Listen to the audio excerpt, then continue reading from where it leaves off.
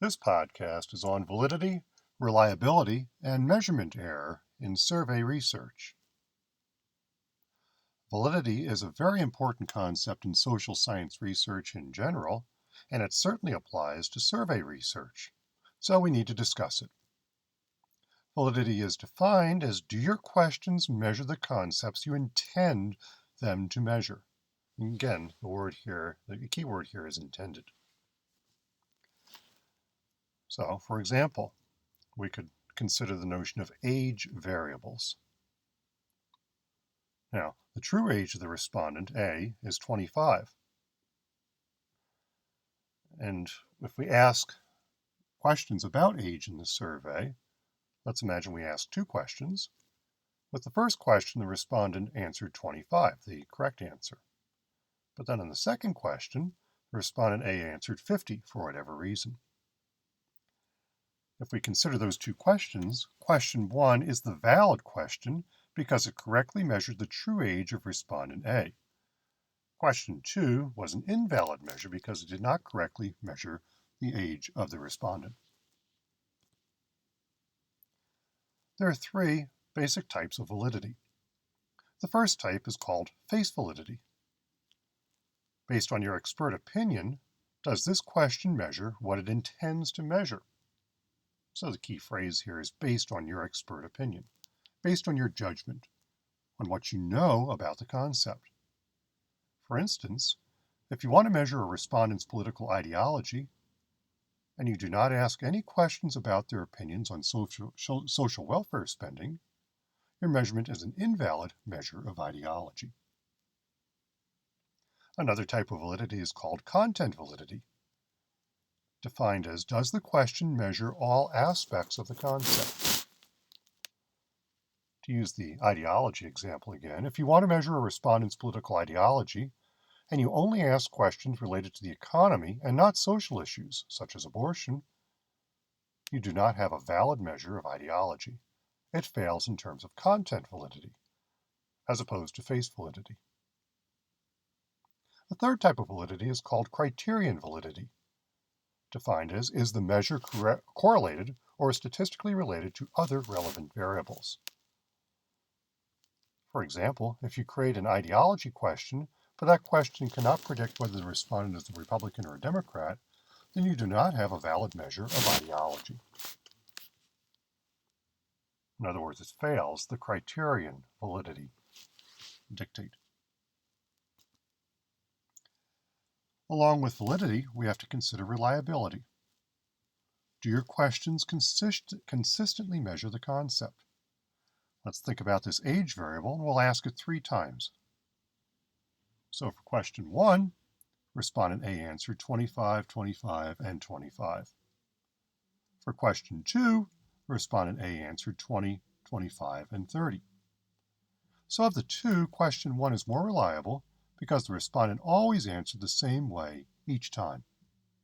Question 2 is less reliable because the age of the respondent we know is 25, but the answer 20, 25, and 30.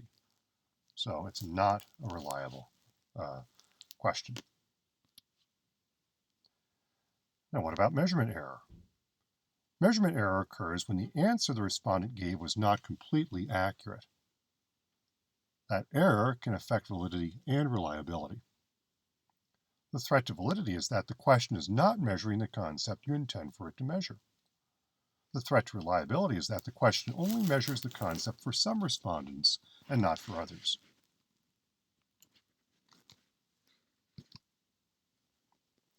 Why do we have measurement error? Many reasons, many potential causes.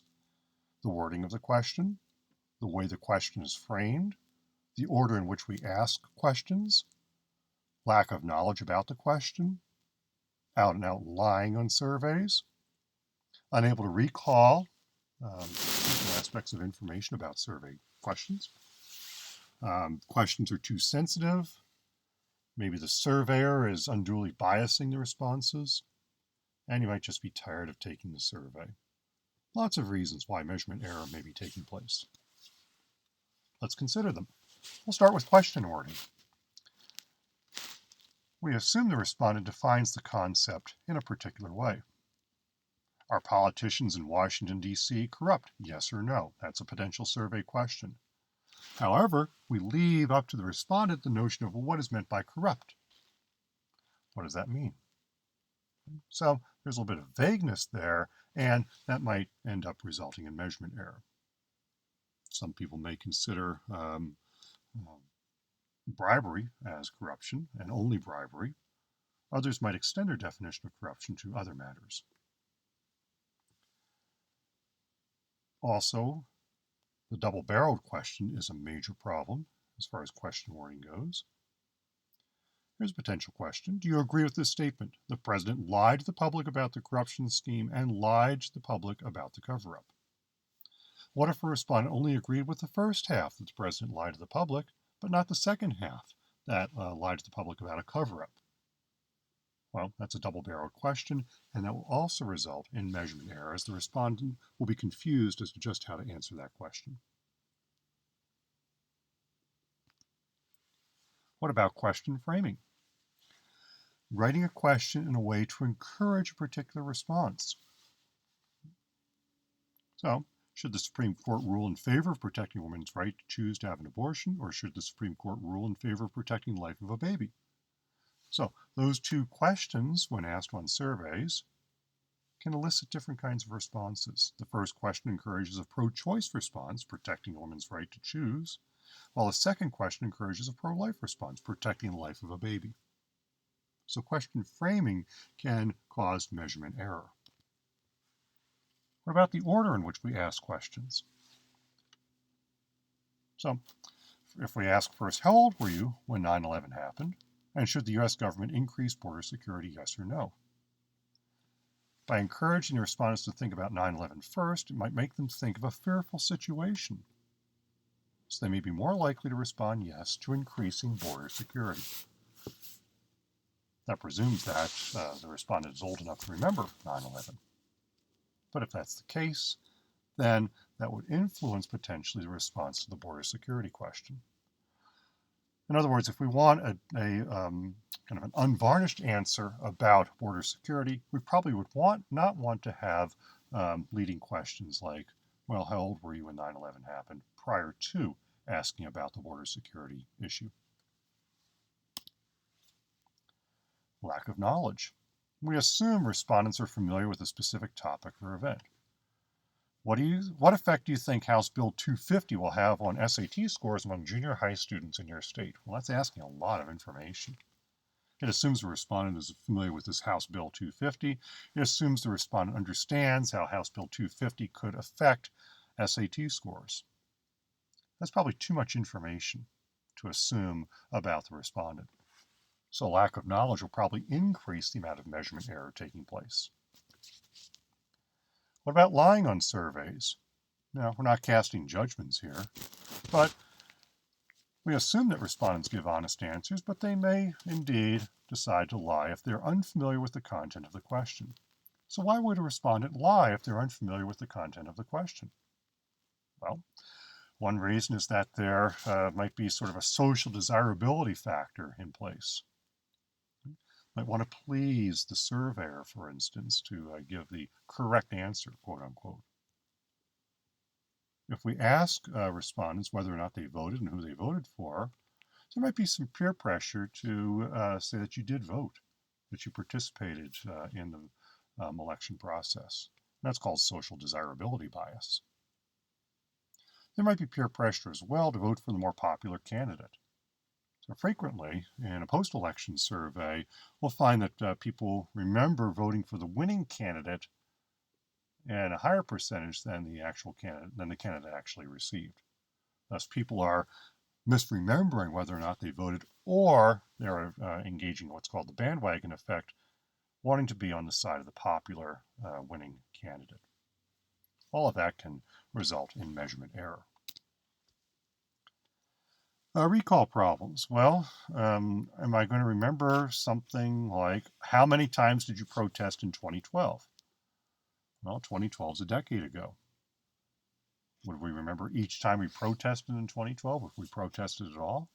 Probably not. It's hard enough to remember what happened last year, let alone 10 years ago.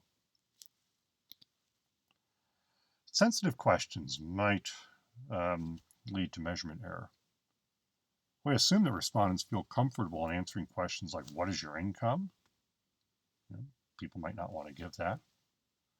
So we use income brackets. Thus we use 0 to 20,000, $20,001 to 40,000, and so on and so forth, so that people can be put in income brackets.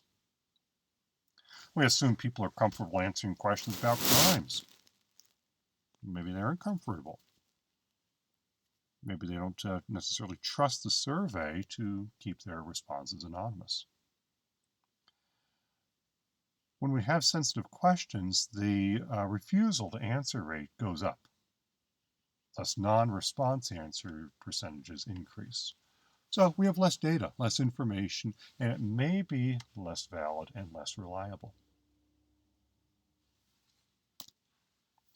What about the surveyor characteristics? Well, we assume respondents feel comfortable answering all types of questions the same way for all surveyors. The race of the respondents and surveyor might influence answers to questions about racism.